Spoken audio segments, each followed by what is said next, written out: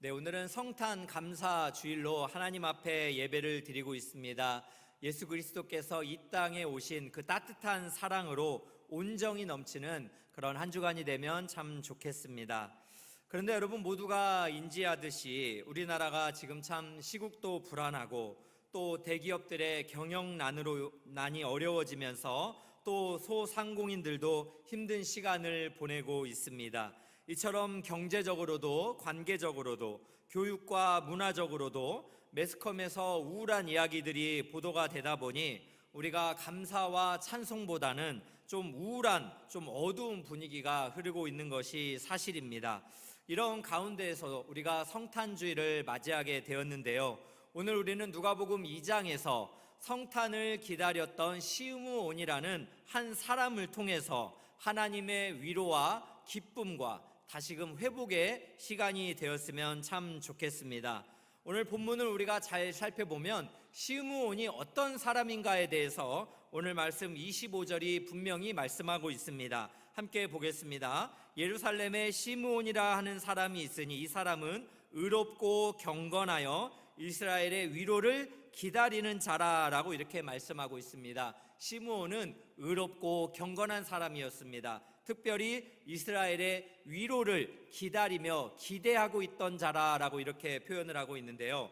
여기서 위로라는 단어는 헬라어로 파라클레시스라는 단어입니다. 이 단어의 뜻은 하나님이 개입하셔서 이스라엘을 이방인의 압제에서 해방시키는 것을 의미합니다. 즉 하나님의 위로다라는 말은 하나님의 구원이다라는 의미와 같다라고 표현을 할 수가 있겠습니다. 바로 시므온은 이스라엘이 즉 민족적으로 로마의 압제를 받고 있었기 때문에 하나님께서 구원자를 보내셔서 그들을 구원하실 것을 기다리고 있었다라는 것을 오늘 말씀이 보여주고 있는 것입니다. 실제로 말라기 선지자 이후에 400년 동안의 침묵의 시간이 있었고 이제는 예수 그리스도가 탄생을 하셨으며 이제는 시므온이 성령의 감동을 받아서 성전에 들어가게 되었습니다. 그리고 아기 예수를 안고 예수님의 부모들도 율법이 정한 지시를 따라서 성전에 들어가게 되면서 이제 시므온과 아기 예수가 만나게 되었습니다. 그런데 여러분 오늘 말씀을 이렇게 잘 묵상을 하다 보면 시므온의 나이가 상당히 들었다라는 것을 알 수가 있습니다. 왜냐하면 문맥적으로도 보면 그 다음에 나오는 안나라는 여인이 84세였다라는 것을 통해서 시므온도 나이가 좀 많이 들었을 것을 예측할 수가 있습니다. 또 그것을 분명히 알 수 있는 구절이 오늘 26절 말씀인데요. 시므온이 주의 그리스도를 보기 전에는 죽지 아니하리라는 성령의 지시를 받았다라는 것이죠. 성령께서 이미 시므온이 죽기 전까지는 그 그리스도를 보게 될 것이다라는 말씀을 받았다라는 것입니다. 그래서 29절에 시므온이 아기 예수를 안고서 이렇게 이제 표현을 하잖아요. 이제는 말씀하신 대로 종을 평안히 놓아주시는도다. 종을 평안히 놓아주시는도다라는 말씀 안에서 시므온의 나이가 꽤 들었다라는 것을 우리가 직감을 할 수가 있습니다.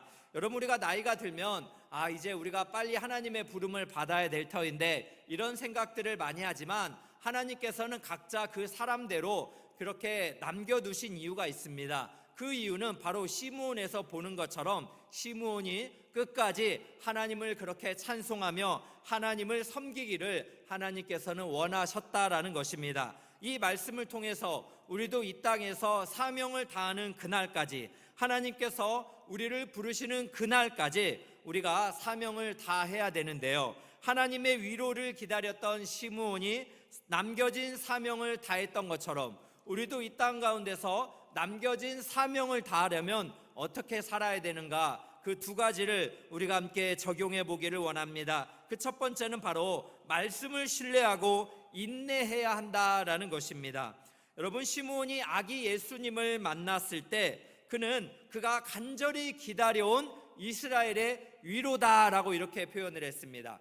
여러분 그런데 시므온이 이스라엘의 위로를 기다리고 있었던 것은 이사야서 40장 1절의 말씀입니다. 너희는 위로하라 내 백성을 위로하라. 즉 하나님께서 그 백성을 위로하기 위해서 구원자를 보내실 것이라는 이 선지서의 말씀을 붙잡고 있었기 때문에 그가 나이가 들어가면서도 하나님의 말씀 안에 소망을 두고 민족적인 위로를 기대하며 하나님께 소망을 두었다라는 것입니다. 그래서 그가 아기 예수를 안고서 터져나온 찬송을 한번 살펴보십시오. 29절입니다. 주제요, 이제는 말씀하신 대로, 이제는 구약의 선지자들이 말씀하신 대로, 이제는 성령의 감동으로 성령께서 말씀하신 대로 아기 예수, 즉 민족적인 위로를 그렇게 만나게 되었습니다라고 찬송하고 있습니다. 그러면서 예수 그리스도를 어떻게 찬송합니까? 30절 32절을 보겠습니다. 내 눈이 주의 구원을 보았사오니 이는 만민 앞에 예비하신 것이요, 즉 구약 시대부터 하나님께서 말씀하시며 그 예비하신 예수 그리스도라는 것을 표현하고 있는 것입니다. 또 32절을 보세요. 이방을 비추는 빛이요 주의 백성 이스라엘의 영광이니이다 라고 이렇게 찬송을 하고 있습니다. 그렇습니다. 시므온은 나이가 들어가면서 또 자신이 받았던 성령의 어떤 감동들이 있었지만 그가 세월이 지나가면서 힘들고 어려웠을 것입니다. 견뎌내기 힘들었을 것입니다. 그러나 하나님의 이 약속을 붙들면서 그는 사명을 끝까지 감당했다라는 것입니다. 마찬가지로 여러분, 우리가 이 땅에서 사명을 감당하기가 힘들 때가 참 많이 있습니다. 포기하고 싶을 때도 있습니다. 그러나 우리는 하나님의 말씀을 붙잡아야 한다라는 것입니다. 이것을 살펴볼 수 있는 말씀이 신명기 8장에서도 살펴볼 수 있어요. 왜냐하면 이스라엘 백성들이 광야 40년을 지나면서 줄이고 목마르고 또 고통 가운데 그렇게 참 힘든 시간들을 보냈습니다. 그런데 하나님께서 그들에게 고통을 허락하신 것은 하나님의 말씀의 의미를 깨닫게 하기 위함이었다라고 말씀하고 있습니다. 신명기 8장 3절을 보겠습니다. 너를 낮추시며 너를 줄이게 하시며 또 너로 알지 못하는 내 조상들도 알지 못하던 만나를 내게 먹이신 것은 사람이 떡으로만 사는 것이 아니요 여호와 입에서 나오는 모든 말씀으로 사는 줄을 내게 알게 하려 하심이니라 라고 말씀하고 있습니다. 그렇습니다. 고통 가운데, 광야 중에 있을 때, 힘든 중에 있을 때 우리가 이 땅에 떡으로만 사는 것이 아니라 여호와의 말씀으로 사는구나를 우리가 깨닫게 하기 위함이다라고 하나님께서 말씀하고 있습니다. 여러분, 실제로 그렇잖아요. 우리가 인생을 살면서 얼마나 힘든 시간들이 많습니까? 참 어저께 또 사랑하는 귀한 우리 성도님의 또 장례식장에서 위로 예배를 드렸는데요. 성도님의 이야기를 들어보니까 바로 화요일까지만 해도 친정 어머님을 모시고 병원에 이렇게 참 모셔다 드리고 왔다라는 것입니다. 그런데 갑작스럽게 금요일에 이렇게 참 폐렴이 오시면서 하나님의 부름을 받았는데요. 이별을 예고하지 못했기 때문에 얼마나 당황스럽겠어요. 이렇게 슬픔을 맞은 가정에 여러분, 참 목사가 장례 예배를 섬기면 어떻게 예배를 섬길 수 있겠습니까? 이뿐만입니까? 사랑하는 배우자, 또 사랑하는 자녀를 잃는 경우도 있잖아요. 이럴 때마다 어떻게 참 위로를 할 수가 있겠어요? 하나님 앞에 기도하면서 하나님 무슨 말씀을 전하며 하나님을 예배할 수 있습니까? 이렇게 기도할 때에 이사야서 55장 8, 9절의 말씀이 생각나서 말씀을 전했습니다. 이는 내 생각이 너희의 생각과 다르며 내 길은 너희의 길과 다름이니라. 여호와의 말씀이니라. 이는 하늘이 땅보다 높음같이 내 길은 너희의 길보다 높으며 내 생각은 너희의 생각보다 높으니라.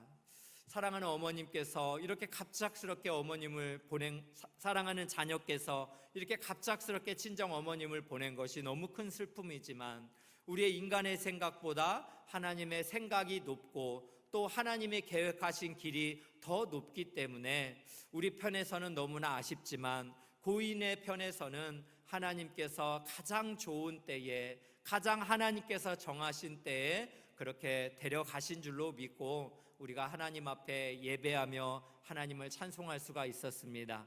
사랑하는 귀한 성도 여러분, 연말을 보내면서 성도님들도 올 초에 계획했던 것보다 이 연말이 우울하고 더 참 잘 안 돼서 슬픈 분들도 있을 거라는 생각이 듭니다. 우리가 이 가운데서 어떻게 해야 됩니까? 하나님의 말씀을 붙잡으시기를 주님의 이름으로 축복합니다. 그래서 여러분 현실의 고난이 감당이 할 때에는 로마서 8장 28절의 말씀으로 또 여러분이 붙잡았으면 좋겠습니다. 우리가 알거니와 하나님을 사랑하는 자 곧 그의 뜻대로 부르심을 입은 자들에게는 모든 것이 합력하여 선을 이루느니라. 주어가 무엇입니까? 하나님입니다. 하나님이 우리에게 펼쳐진 눈에 보이는 것 많은 이 모든 것이 합력하여 선을 이룰 것을 궁극적으로 믿고 다시금 용기를 내시기를 주님의 이름으로 축원합니다. 또 여러분, 이 연말에 누군가가 정말 사랑이 안 된다면 고린도전서 13장 4절 7절 말씀을 붙잡으면 좋겠습니다. 사랑은 오래 참고 모든 것을 참으며 모든 것을 믿으며 모든 것을 바라며 모든 것을 견디느니라. 사랑은 오래 참고 모든 것을 견딘다 합니다. 올해도 여러분 많이 참아오셔서 또 나보고 참으라고요? 그러나 여러분, 참고 인내하는 것이 사랑이라고 말씀하잖아요. 자기의 유익을 구하지 않는 것이 사랑이라고 말씀하시잖아요. 여러분, 사랑하셔서 결혼했다면 이제 결혼하셨기 때문에 사랑하는 것입니다.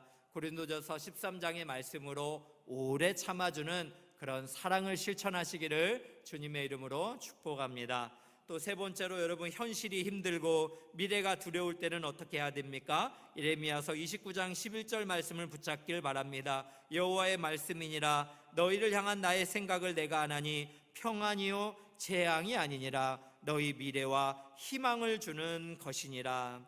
사랑하는 성도 여러분, 25년도가 두렵고 불안한 분이 있습니까? 오늘 예레미야 말씀을 보세요. 하나님께서 우리 각자를 향한 생각은 재앙이 아니라 평안인 줄로 믿습니다. 우리에게 미래와 희망을 주기 위함인 줄로 믿습니다. 그러므로 사랑하는 성도 여러분, 힘들고 어려울수록 하나님의 말씀을 붙잡으시기를 바랍니다. 사명이 감당하기 어려울수록 말씀 앞에서 다시 용기를 내고 인내하시기를 바랍니다.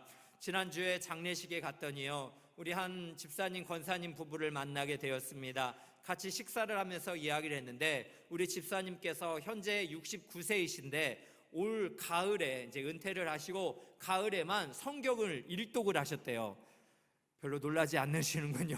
여러분, 가을에면 구약과 신약을 다 통독을 하셨다는 거예요. 어떻게 그게 가능하십니까? 물어봤더니 이전에 섬기던 교회에서는 7월, 8월 2달 동안에 성경 통독을 일독을 했대요. 와, 여러분, 이게 정말 가능할까 싶지만 여러분, 그 교회는 그렇게 한다라는 것이에요.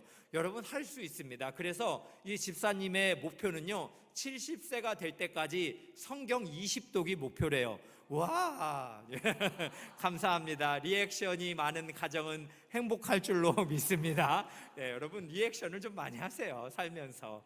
여러분, 이게 성경 통독 20도, 그 정도, 여러분 어느 정도의 목표를 갖고 계십니까? 내 나이 70이 되면 30도, 40도, 50도. 네, 아멘. 네, 그렇게 거룩한 꿈을 가지고 성경을 붙잡으시기를 바랍니다. 여러분, 올해에도 카카오톡으로 성경 일독하신 분들이 있어요. 한 20명 정도 되는 것으로 아는데 제가 그분들 다음 주에 선물 드리도록 하겠습니다. 네, 그리고 여러분, 지난 우리가 1월에 나눠드렸던 성경 통독보 기억은 나십니까? 네, 이런 거 있었어요. 예, 제가 보니까 이런 걸 꾸준히 막 이렇게 체크하시면서 일독을 하신 분들이 있어요. 네, 선부는 준비 못했지만 주의 사랑으로 축복합니다. 네, 이렇게 우리가 또 성경 통독표 나눠 드릴 겁니다. 새해는요, 성경을 좀 사랑하시면 참 좋겠습니다. 그래서 매일 성경 큐티도 하시고, 그리고 몇 주 전부터 우리 신앙강좌부 부장님이 자꾸만 저를 계속해서 찾아와서 목사님, 새해에는 성경을 가르쳐 주십시오. 성경 심화반을 가르쳐 주십시오. 계속해서 저를 들볶는다고 해야 될까요?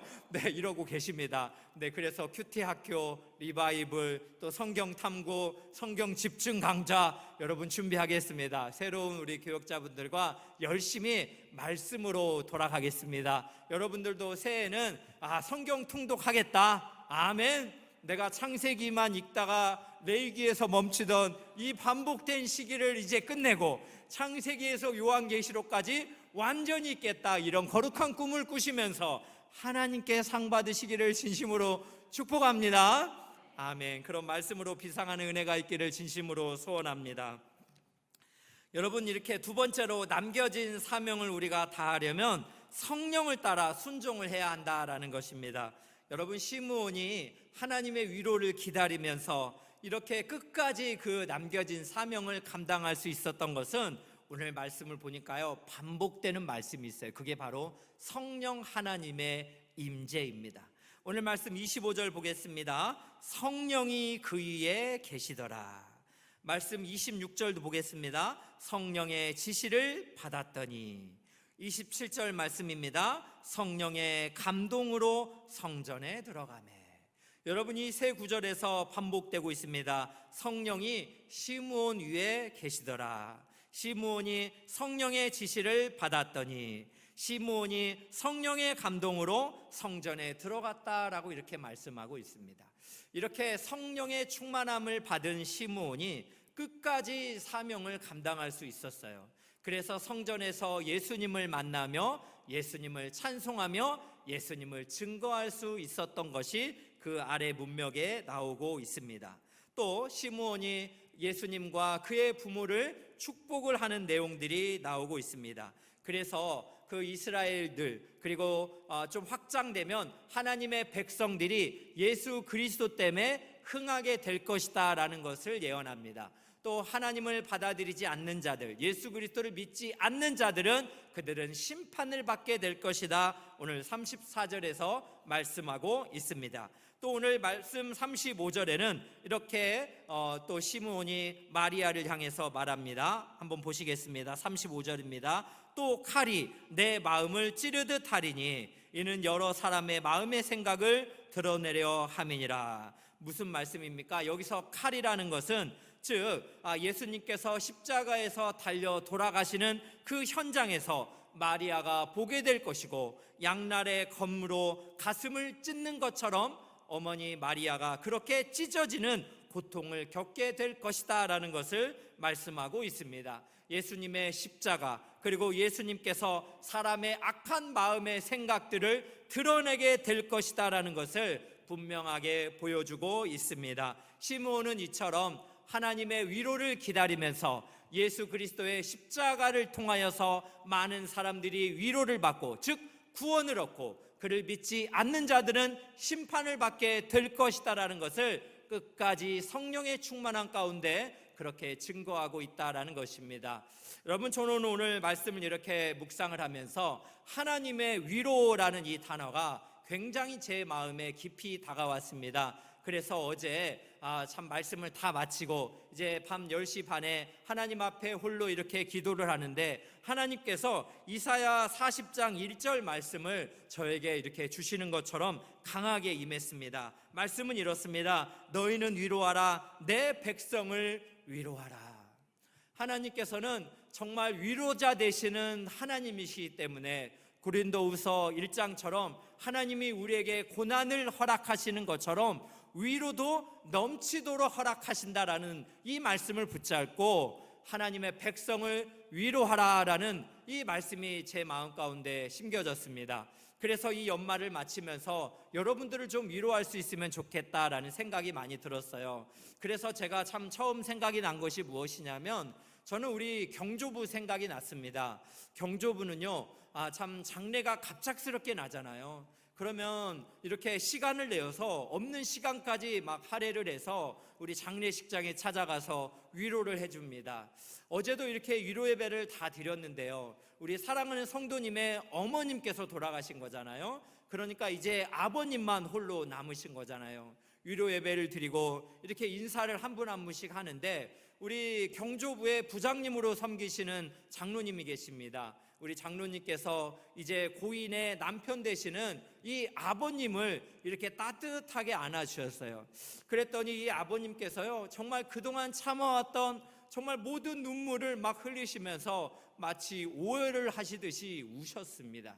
저는 성령의 위로라는 생각이 많이 들었습니다. 하나님께서 귀한 우리 성도님을 통해서 우리 귀한 또 고인의 남편분을 위로하시는구나 라는 생각이 들어서 얼마나 참 감동이 되었는지 모릅니다. 여러분, 우리가 한 해를 지나가면서 정말 우리 가운데 위로가 필요한 분들에게 다가가서 하나님의 위로를 좀 전했으면 좋겠어요. 저는 특별히 기도하다가 우리 엘사랑교회 성도님들이 생각이 많이 나더라고요. 우리 성도님들을 좀 위로할 수 있으면 좋겠다, 예수의 사랑으로 좀 품에 안아드릴 수 있으면 좋겠다라는 생각이 참 많이 들었습니다. 왜냐하면 여러분, 올해는 참 우리 엘사랑 교회가 참 이렇게 성장하는 과정 속에서 기준과 질서를 잡아가고 있습니다. 그러다 보니까 제가 이렇게 교회를 섬기면서 이렇게 뭔가 최선을 다하고 항상 하나님 앞에 기도하면서 동역자들과 고민하면서 결정을 하고 뭔가 이렇게 진행을 하지만 그때그때마다 참 아픔들이 있습니다. 사랑하는 동역자를 참 이렇게 이해관계 속에서 참 오해가 생기면서 그렇게 눈물로 떠나보내는 그런 일들도 발생을 하게 되었습니다. 또 이러한 또 기준과 질서를 잡다가 누군가에게는 정말 상처를 드리고 또 참 이 초보 담임 목사의 미숙한 교회 운영으로 인해서 참 우리 성도님들이 아파하고 또 밤에 눈물을 흘리신다라는 그런 이야기를 이렇게 들으면 제가 얼마나 참 송구하고 죄송한지 모르겠어요. 특별히 여러분, 참 교회를 정말 사랑하시고 또 교회를 위해서 정말 애쓰신 많은 동역자 분들이 있습니다. 그런데 그분들이 마음 아파하신 것들을 생각하면 정말 저도 너무너무 일일이 찾아가서 진심으로 사과를 드리고 싶다라는 그런 마음이 들고요. 그리고 사랑하는 동역자를 떠나보내야만 하면서 같은 아픈 마음을 가진 우리 이곳에 계신 성도님들에게도 진심으로 참 죄송하다라는 말씀을 이렇게 전하고 싶습니다.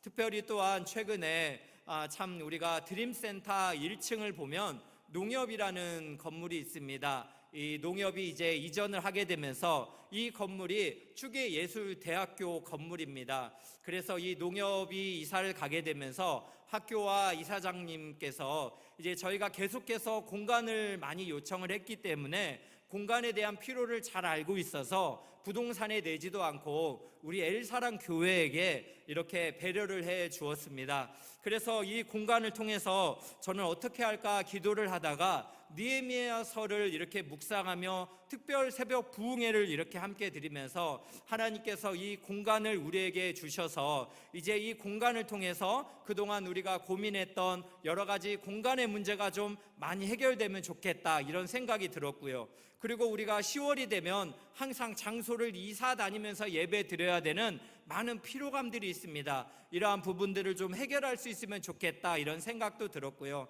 또 1층을 통해서 또 지역사회를 섬기고자 하는 그런 꿈의 통로가 되면 좋겠다, 여러 가지 생각들이 많이 들었습니다. 그러나 이런 꿈에 대한 생각들은 제가 다음에 나누도록 하고, 이러한 것들을 진행하는 과정 속에서 이제 함께하는 리더십들이 있습니다. 사랑하는 리더십들은 또 하나님을 사랑하고 교회를 정말 사랑하고 성도님들을 사랑하는 분들입니다. 그래서 이분들께서는 또 성도님들의 마음이 혹시 누군가 반대하면서 상처를 받을까, 또 성도님들의 마음이 나누어지진 않을까 걱정하면서 여러 가지 권면들을 많이 해주셨던 것이 사실입니다. 그런데 제가 이렇게 하나님 앞에 기도하면서 이것을 하나님께서 주신 또 꿈으로 우리가 삼고 담임 목사를 한번 신뢰해 주면서 우리가 한번 믿음을 가지고 걸어가면 좋겠습니다, 이런 제가 마음을 이렇게 또 표현을 했기 때문에 사랑하는 리더십들의 동역자들이 또 이렇게 순종해 주면서 이렇게 함께 또 1층을 통해서 하나님의 꿈을 그렇게 세워갈 것을 생각을 했습니다. 그런데 이러한 과정 속에서 또 아픔을 겪은 분이 있어서 제가 어떻게 사과와 위로를 드려야 될지 모르겠어요. 그래서 연락도 하고 또 미팅도 요청하면서 그렇게 참 죄송하다라고 말씀을 이렇게 드리고 싶은데요. 여러분들에게 참 부탁을 드리고 싶은 것은 올 한 해를 이렇게 함께 섬기면서 저와 함께 했던 동역자들은 정말 주 안에서 최선을 다했습니다. 그래서 그들을 향해서는 여러분 비판이나 그 어떤 것도 하지 않았으면 좋겠어요. 부탁을 드리고 싶은 것은 모든 책임은 초보 담임 목사인 저에게 있습니다. 그래서 모든 책임은 저에게 돌려주시고, 그리고 여러분들이 예수 그리스도께서 우리에게 위로로 찾아오신 이 성탄의 의미를 생각하면서 여러분들도 부족한 종을 긍휼히 여겨주시고 예수님의 사랑으로 너그럽게 용서를 좀 해주시면 참 좋겠습니다. 제가 이렇게 참 어떤 위로의 말 몇 마디를 통해서 여러분들이 다 위로가 되면 좋겠지만 또 그게 쉽지 않다는 것도 압니다. 그래서 하나님 앞에 저는 기도합니다. 정말 사람이 줄 수 없는 하나님의 위로하심이 여러분 가운데 정말 찾아오셔서 혹여라도 교회를 함께 하시면서 아픔을 겪은 그런 가족들과 또 동역자들이 있다면 오늘 하나님께서 위로하시고 여러분을 새롭게 해주시면 참 좋겠습니다. 그러면서 여러분에게 부탁을 드리고 싶습니다. 연말을 이렇게 마지막으로 보내면서 혹시 우리 가운데 위로가 필요한 분들이 있다면 여러분 우리가 찾아가면 좋겠어요. 그리고 그분들에게 또 우리가 사과가 필요하면 사과도 하고 위로도 전하고 이렇게 할 수 있는 최선을 다할 수 있으면 참 좋겠습니다. 저는 이 말씀을 이렇게 정리하다가 이전에 이찬수 목사님께서 항상 이맘때가 되면 우리 교역자들에게 하시는 질문이 있습니다. 무슨 질문이냐면 혹시 내가 우리 교역자들에게 돈 빌린 거 있는데 안 갚은 거 있으면 나에게 말해라. 내가 돈 띄어먹고 싶지는 않다. 이런 말씀을 하시는 경우가 있습니다. 또 우리 목사님께서 무슨 말씀을 하시냐면 내가 올해 여러분에게 이렇게 꼭 하겠다라고 약속을 했는데 못 지킨 게 있으면 나한테 말을 해줘라. 내가 약속 못 지키는 그런 목회자가 되고 싶진 않다. 이런 말씀을 하셨어요. 저도 올해를 이렇게 맞춰가면서 여러분에게 이런 말을 하고 싶습니다. 제가 혹시 돈 빌리고 안 갚은 거 있으면 여러분 말씀해 주시고, 혹시 여러분에게 약속했는데 못 지킨 거 있으면 저에게 연락 주시고, 또 마지막으로 제가 올해 여러분에게 서운하게 한 거 있으면 예수님의 사랑으로 긍휼히 여겨주시기를 부탁을 드립니다. 저는 오늘 또 설교를 이렇게 마무리하면서 오늘은 성탄의 의미를 생각했으면 좋겠습니다. 우리는 오늘 이웃 사랑부와 함께 이렇게 예배를 드리고 있는데요. 오늘 집사님께서 그동안 1년 동안 이웃 사랑부가 어떻게 하나님 앞에서 이름 없이 빛도 없이 섬겼는지를 영상으로 이렇게 잘 담아 주셨습니다. 그 영상을 보면서 참 하나님의 따뜻한 사랑과 참 위로를 이렇게 보게 됐는데요. 네, 이웃사랑부가 이렇게 참 동영상으로 이렇게 또 잘 섬겼다는 것을 말씀을 드리고 싶었고요. 우리도 참 그 마음을 이어받아서 예수님의 사랑을 좀 실천할 수 있으면 좋겠습니다. 마태복음 25장 40절 한번 같이 보겠습니다. 마태복음 20장 40절입니다. 너희가 여기 내 형제 중에 지극히 작은 자 하나에게 한 것이 곧 내게 한 것이라, 이렇게 말씀합니다. 예수님께서는 지극히 작은 자 하나에게 한 것이 곧 내게 한 것이다, 이렇게 말씀을 하셨습니다. 우리도 참 아기 예수님께서 이 땅에 오신 그 사랑의 의미를 생각하면서 우리도 이 해가 다 가기 전에 예수님의 사랑을 지극히 작은 자 한 사람, 우리 가족과 이웃에게 그렇게 실천할 수 있는 여러분 모두가 되시기를 주님의 이름으로 축원합니다.